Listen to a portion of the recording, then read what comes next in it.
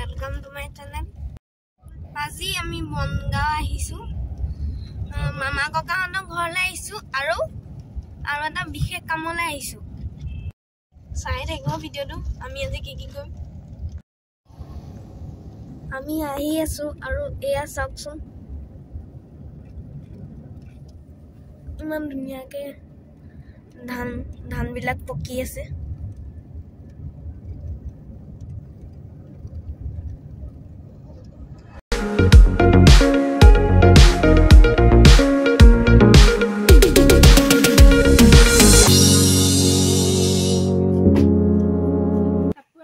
আমি মামা ককাহঁতৰ ঘৰলৈ পালোহি। এইটো সৰু মামা ককা ঘৰ, এইটো ডাঙৰ মামা ককা ঘৰ।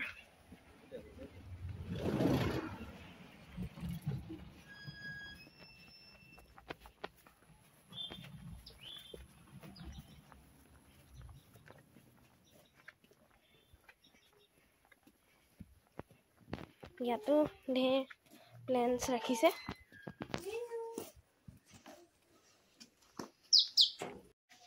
ইয়াত নাৰ্জী সৰু সৰু পুলি আছে।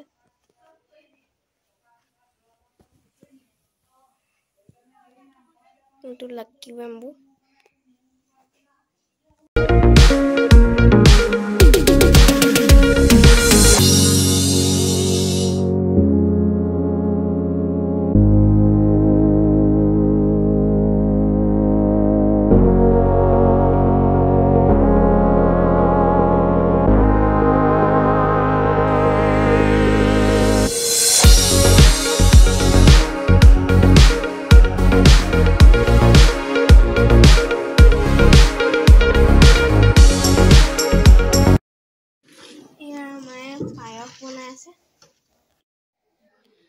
এয়া মামা ককাই জ্যোতিক চৰ্চা কৰে। ইয়াতে কিবা চাব লগা থাকিলে কন্টেক্ট কৰিব পাৰিব। এয়া আইতা,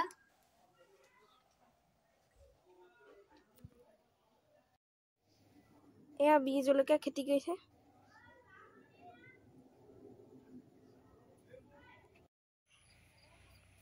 যিটো উদ্দেশ্যত আমি আহিছিলোঁ সেইটো হৈছে, ইয়াত আমি শ্ৰী শ্ৰী ডেকা নামঘৰত আমি শৰাই এখন দিম।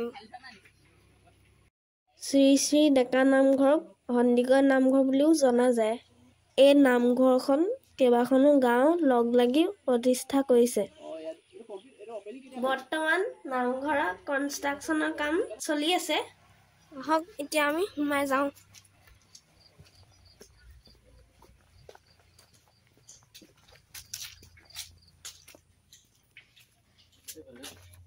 কোনফালে?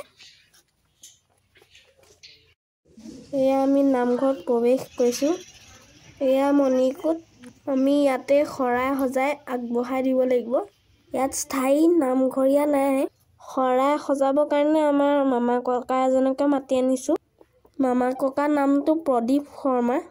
আমি চাকি বন্তি শৰাই আগবঢ়াই দিম।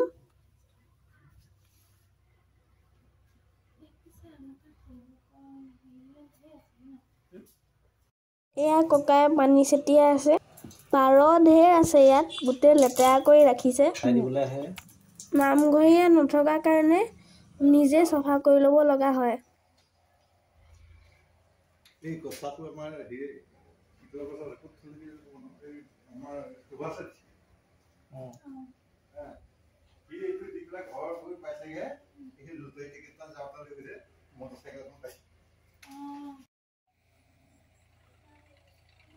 ডেকা নামঘৰ বুলিও কয় আৰু সন্দিকৈ নামঘৰ বুলিও কয়।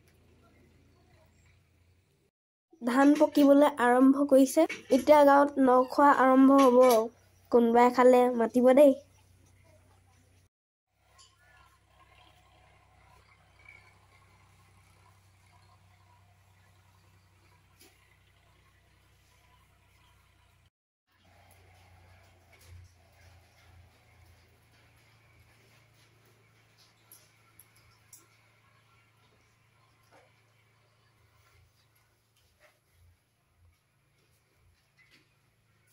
মায়ে চাকি জ্বলাই দিছে, ময়ো অকণমান সহায় কৰি দিছোঁ।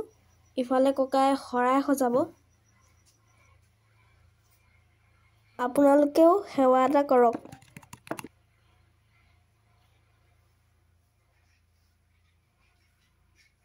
এই নামঘৰ ভাগ সন্দিকৈ উপাধিৰ মানুহ এজনে প্ৰতিষ্ঠা কৰিছিল। সেইকাৰণে সন্দিকৈ নামঘৰ বুলিও কোৱা হয়।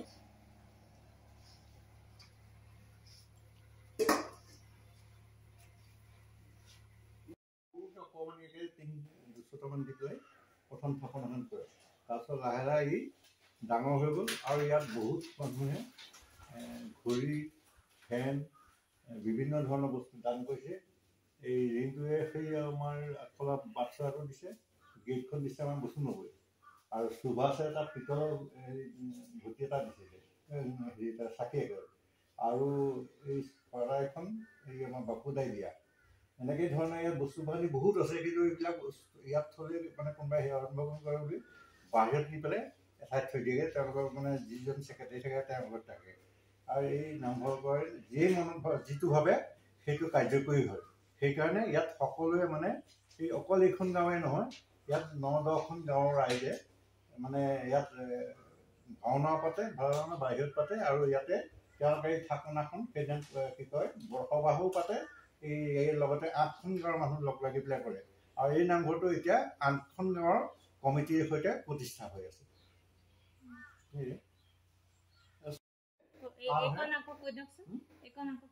টিউবৱেলটো আমাৰ চৰকাৰী অনুদান আছিলে, বাকীখিনি ৰাইজে কৰা। ইয়াত সকলো মানুহে সহযোগ কৰে এতিয়াও, আৰু আগলৈও কৰি থাকিব, কাৰণ এই মন্দিৰৰ যিখিনি মাহাত্মা যথেষ্ট বহুত বেছি অন্যান্য নামঘৰৰ তুলনাত। সেয়েহে এই নামঘৰটোক সকলোৱে মান কৰে, আৰু এইখিনি তেওঁক সেৱা নকৰাকৈ যদি কোনোবা যায় তেওঁ বিপদ আহি যায়, সন্মুখতে লগে লগে বিপদত পৰিণত হয় তাৰমানে। গতিকে সেইকাৰণে ইয়াত সেৱা নকৰাকৈ পৰাপক্ষত নজানি পেলাই কথা বেলেগ, কিন্তু এনেই জানি শুনি যদি এইখিনি তেওঁ মানে এৰি থৈ গুচি যায় তেতিয়াহ'লে কিন্তু অপকাৰ লগে লগে হয়।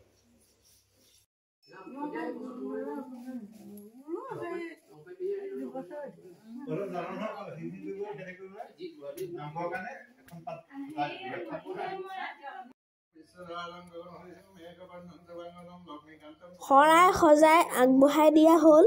আমি সেৱা কৰাটো আপোনালোকক দেখুৱাব নোৱাৰিলোঁ। প্ৰসাদ বিতৰণ কৰি সেৱা লৈছোঁ।